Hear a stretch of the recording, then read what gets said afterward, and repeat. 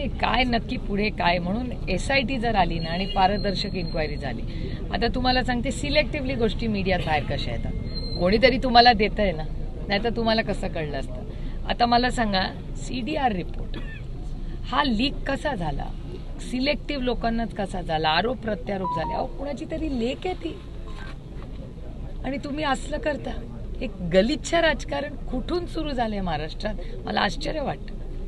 आणि इन्क्वायरी होऊ द्या ना, घाई काय आहे ना.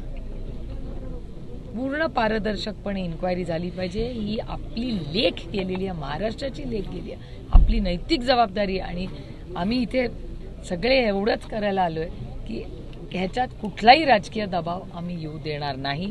जो कोणी गुन्हेगार आहे कोणी असू दे त्याला शिक्षा झालीच पाहिजे असं. इथे हेमाताई पण आहेत, त्याही कुठे गेले हेमाताईही फॉलोअप घेत होत्या. त्यांनी काही, त्या स्वतः वकील आहेत त्याच्यामुळे त्यांनी आम्हाला काही मार्गदर्शनच्या नोट दिलेल्या आहेत. त्यांनी पण केस घ्यायचं त्यांची इच्छा आहे. पण आमची विनंती राहिली आहे की सरकार केस घेते म्हणून आम्ही ताईंना विनंती केली की सरकारलाच आपल्याकडून काय मदत करता येईल त्याच्यावर तुम्ही लक्ष करा. केसमध्ये कुठलीही गोष्ट विस्कळीतपणा येऊ नये. त्यामुळे आम्हाला याच्यात राजकारण अजिबात करायचं नाही. आम्ही माणुसकीच्या नात्याने इथे सगळे आलोत. म्हणून मी हात जोडून माननीय मुख्यमंत्र्यांना विनंती करते. माझी विनम्र विनंती आहे की माननीय मुख्यमंत्र्यांनी कृपा करून कुणालाही क्लीन चिट देऊ नका. आमचा विश्वास आहे तुमच्यावर. ताई तुम्ही एकीकडे म्हणताय राजकारण करू नये यात कुणी, परंतु दुसरीकडे सत्ताधारी जो पक्ष आहे आणि त्या पक्षातील जे काही लोक आहेत, महिला आयोगाचे अध्यक्ष असतील किंवा मंत्री जयकुमार गोरे असतील किंवा स्वतः मुख्यमंत्री असतील, यांनी क्लीन चिट देण्याबरोबरच या पीडितेच्या चारित्र्यावर देखील शिंतोडे उडवण्याचं काम केलंय. मला अतिशय वाईट वाटलं. म्हणजे मला अपेक्षा नव्हती. आणि देवेंद्रजींकडून माझ्या, जरी आम्ही विरोधक असलो तरी माझ्या अपेक्षा आहेत ते या राज्याचे मुख्यमंत्री. त्याच्यामुळे माझी एवढीच त्यांना हात जोडून विनम्र विनंती आहे की तुम्ही कुणालाही इन्क्वायरीच्या आधी क्लीन चिट देऊ नका. ही कुणाची तरी लेख आहे आणि इन्क्वायरी आहे ना, जबाबदारीचं पद आहे ना मुख्यमंत्री असणं. ही कुणाची तरी लेख आहे आणि बाकीचे काय करतात तो त्यांच्या सरकारचा भाग आहे. त्याच्यामुळे त्याची जबाबदारी मला असं वाटतं आपण माननीय मुख्यमंत्र्यांनाच विनंती करावी की तुमचे लोक काय बोलतात हे माननीय मुख्यमंत्र्यांनी त्यांना आवरावं अशी माझी विनम्र विनंती आहे. कारण त्या कुटुंबाचा वर केवढं मोठं दुःख आहे त्याचा कधीतरी विचार करा ना कुठेतरी.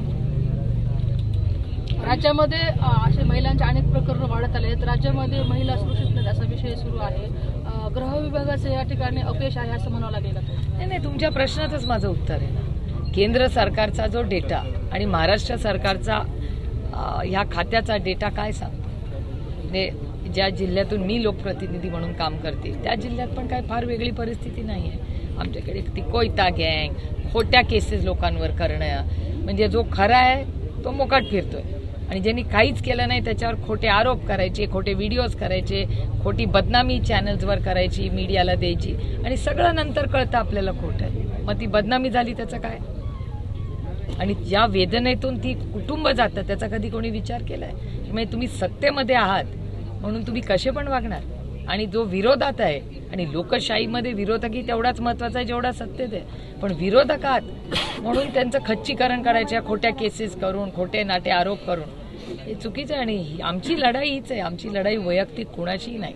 पण कुठलीही महाराष्ट्राच्या लेकीवर जर कुठेही अन्याय झाला तर त्याला कोणीतरी जर चुकीच्या पद्धतीने लोकांना वाचवायचा प्रयत्न करत असेल तर आम्ही ते सहन करणार.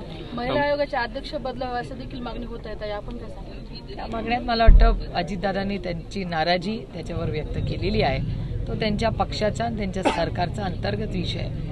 माझा विश्वास आहे की महाराष्ट्राच्या हिताचं आणि जे योग्य असेल तो निर्णय त्यांनी घ्यावा. म्हणून मी पुन्हा पुन्हा म्हणते की मी इथे राजकारण करायला आलेले नाही. मी कुणावर आरोप प्रत्यारोप करायला आले नाही. मी अपेक्षेने आले की महाराष्ट्राच्या माननीय मुख्यमंत्र्यांनी आणि त्यांच्या सरकारने आपल्या या लेकीच्या बाबतीत संवेदनशील असावं आणि महाराष्ट्राला जे काय खरं आहे ते सांगावं. माजी खासदार आज पत्रकार परिषद घेणार आहेत. त्यांनी आवाहन केलंय की ज्यांना आरोप करायचे त्यांनी यावं. खुली पत्रकार परिषद असेल, याकडे तुम्ही कसं बोलता. खुली पत्रकार, लोकशाहीमध्ये खुलं सगळंच आहे. सगळेच सगळं बोलत आहेत आणि जे काही प्रश्न आहेत, कागदपत्र आहेत ती मांडलेलीच आहेत ना. म्हणजे सगळ्यांनाच सगळं माहिती आहे. आणि मला असं वाटतं की हे आपण सगळे काही बोलण्यापेक्षा सरकारने एक SIT नेमावी आणि त्या SITनी त्याचं काम करावं ना. हे आपण एकामेकाला तू मे करण्यात काय पुढे. SIT करावी आणि त्या प्रक्रियेने हा देश कुणाच्या मनमर्जीने चालत नाही. हा देश भारतरत्न डॉक्टर बाबासाहेब आंबेडकरांच्या संविधानाने चालणार. ताई, महिलांच्या संदर्भात एक प्रश्न आहे. अमरावती जिल्हा रुग्णालयात गेल्या 9 महिन्यात 60 अल्पवयीन मुलींची प्रसूती झाली. यामध्ये मेळघाट देखील अमरावतीमध्येच आहे. अल्पवयीन मुलीचा बालविवाह असेल किंवा मग अत्याचार असेल अशा घटना वाढत आहेत आणि 60 मुलींची प्रसूती गेल्या काही काळात झाली.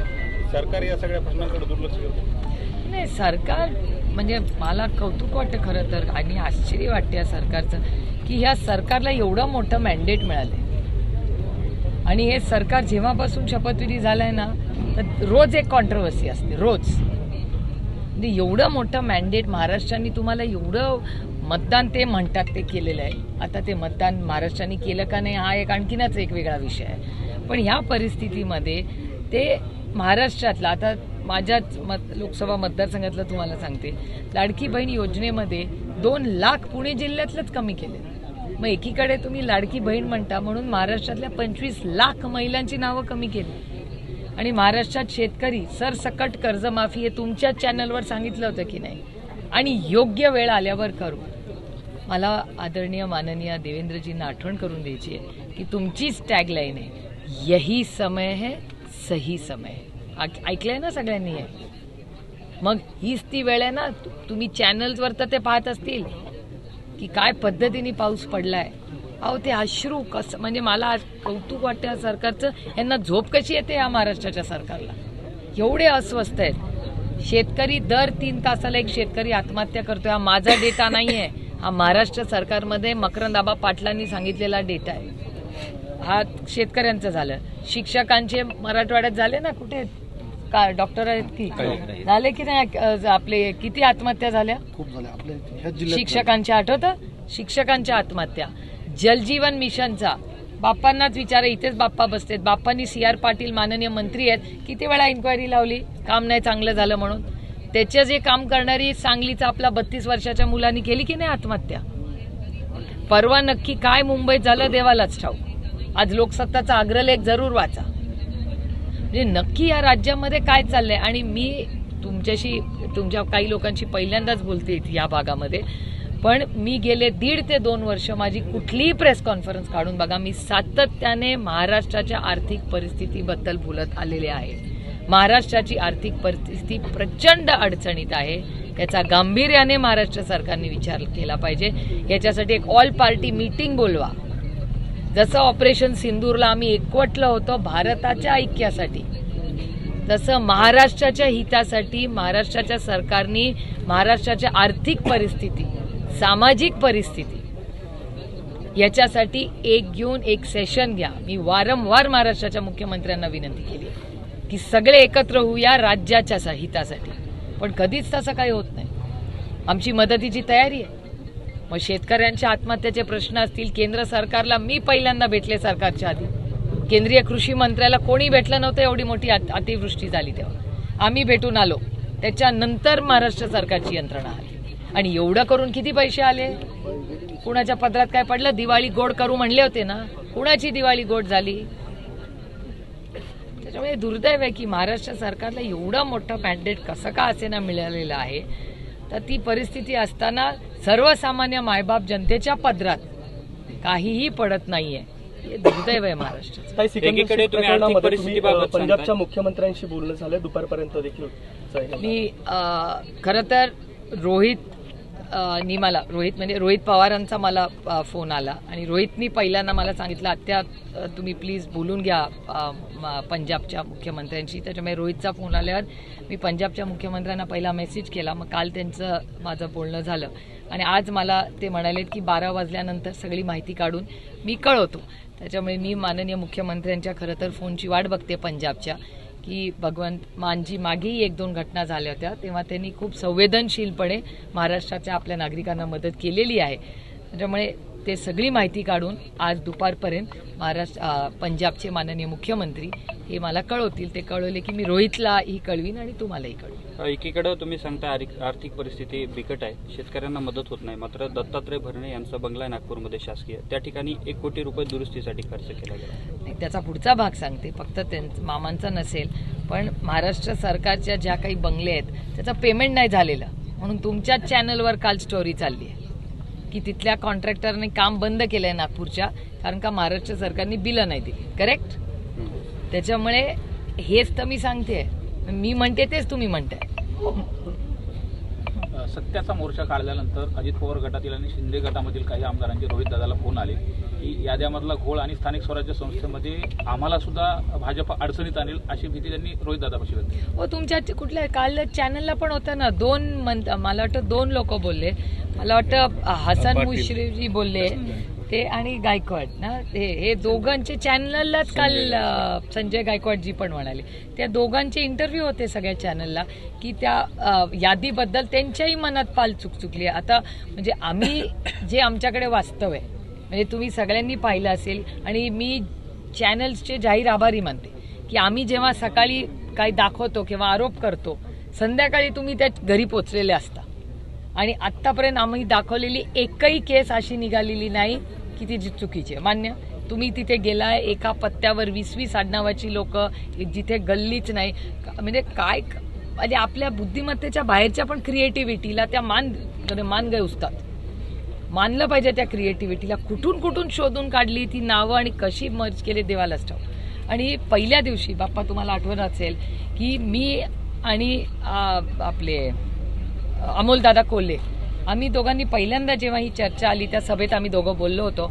आम्ही म्हणले आम्ही जे 8 खासदार राष्ट्रवादीचे आम्ही निवडून आले ना, आमच्यापासूनच इन्क्वायरी सुरू करा. म्हणजे आम्ही जिंकलोय ना, आमच्यापासून सुरू करा. म्हणजे कुणाच्या मनात असं नको की हरले म्हणून चॅलेंज करतात, जो आरोप आमच्यावर भारतीय जनता पक्ष करतं, रडीचा डाव खेळ. आम्ही कशाला रडीचा डाव खेळ? आमचं म्हणणं आहे की आम्ही जिंकलेले आहोत ना, आम्ही इलेक्शन जिंकलोय. संदीप दादा, आमच्या सगळ्यांपासून सुरुवात करा, काही प्रॉब्लेम नाही. पण जे कॉपी करण्यात काय मजा है, वो कष्ट करून पास होने में जो मजा है वो कॉपी करने में नहीं है. त्यामुळे आमचं एवढंच म्हणणं आहे की जर बाकीच्या राज्यात होतंय तर ह्याच्यातही करा. म्हणजे उद्धवजी असतील, राजजी असतील, सगळं आपले उत्तम जाणकार जातं. किती जिंकले ते तर सगळ्यात पहिल्यापासून मागे लागलेत की इन्क्वायरी सुरू करा. आणि उत्तम जानकर राजीनामा देऊन की तुम्ही बॅलेटवर घ्या आणि माझं इलेक्शन रद्द करा. कोण म्हणेल मला सांगा? म्हणाल तुम्ही की माझं इलेक्शन कॅन्सल करा आणि बॅलेटवर शून्यातून परत घ्या? कोण म्हणेल का? माणसात काहीतरी खरं असल्याशिवाय तो कशी अशी बोलेल मला सांगा? उत्तम जानकर काल मोर्चात बोलले.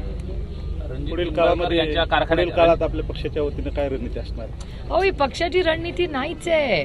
आम्ही तर हात जोडून महाराष्ट्राच्या माननीय मुख्यमंत्र्यांना विनंती करतोय की राज्याच्या ऐक्यासाठी, राज्याच्या आर्थिक परिस्थिती, राज्याच्या सामाजिक परिस्थिती, या सगळ्यासाठी आम्ही महाराष्ट्रासाठी महाराष्ट्र सरकारबरोबर काम करायला तयार आहोत. आपण महाराष्ट्रामध्ये आता जी कटुता वाढली आहे, आर्थिक परिस्थितीमध्ये काय सुधारणा करता येईल. ऑपरेशन सिंदूरला आम्हाला पाठवलंच ना, आम्ही विपक्षचे लोक आहे, आम्ही तर लीड केलं.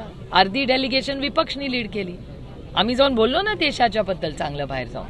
तर राज्याच्या हितासाठी आम्ही पहिलं पाऊल घेतोय. पण समोरून पण पहिली आम्ही जर हात दिला तर समोरून हात यायला तर पाहिजे ना.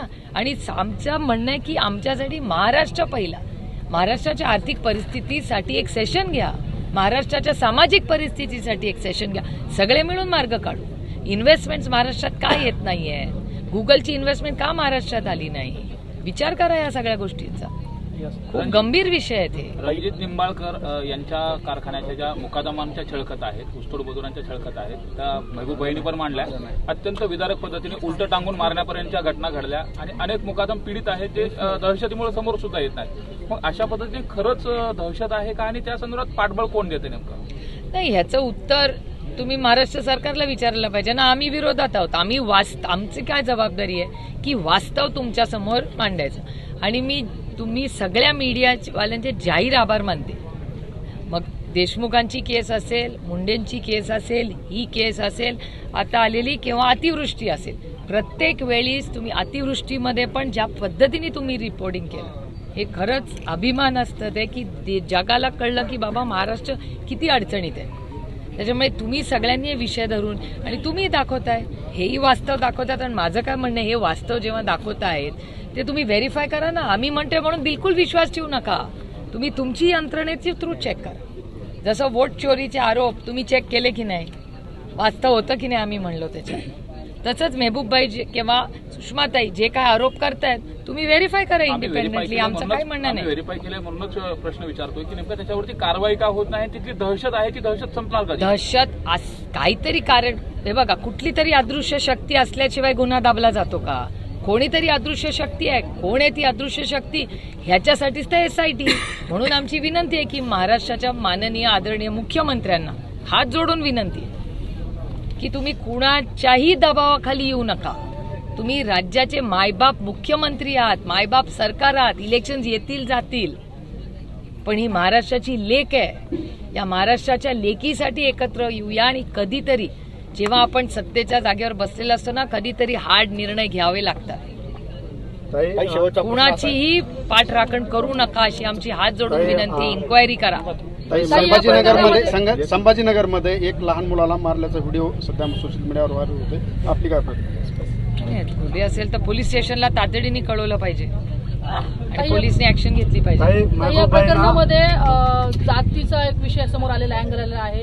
बीड जिल्हा म्हणून आलेला आहे आणि बीड जिल्ह्याची लेख म्हणून देखील तिला टॉर्चर केलं गेलेलं आहे. म्हणजे कुठेतरी राज्यामध्ये जातीयवाद वाढले का ताई? आणि हा जर वाढला असेल तर आमच्यासाठी ही महाराष्ट्राची कर्तृत्ववान लेख आहे. बस, आमच्यासाठी ती आमची लेख आहे आणि तिच्यासाठी आम्ही लढणार आणि तिला आणि तिच्या कुटुंबाला न्याय दिल्याशिवाय आम्ही कोणीही स्वस्थ बसणार नाही. कारण का ती जेवढी त्यांची लेख आहे तेवढी आपल्या सगळ्यांची आहे. तुमची पण आहे, तुमची बहीणच. ज्या पद्धतीने या प्रकरणात आक्रमक भूमिका मेहबूबबाई शेख आणि सुषमा अंधारेजींनी घेतली, त्यांच्यानंतर त्यांच्यावर कुठेतरी फोन करून धमक्या देणं असतील किंवा अब्रू नुकसानीचे दावे असतील यासारखे कारनामे सुरू आहेत. अब्रू नुकसानीचे दावेचं काय हो, करू द्या, काय फरक पडत, आम्ही नाही घाबरत त्याला. आणि ह्यांना जर धमकीचे फोन आले तर दोघांनाही मी विनंती करीन महाराष्ट्राच्या माननीय मुख्यमंत्र्यांना की आता सत्तेमधले लोक धमक्या पण द्यायला लागले खरं बोलणाऱ्यांना, तर तुम्ही सिक्युरिटी द्या. नाही दिली तर आम्ही सक्षम आहोत सुषमा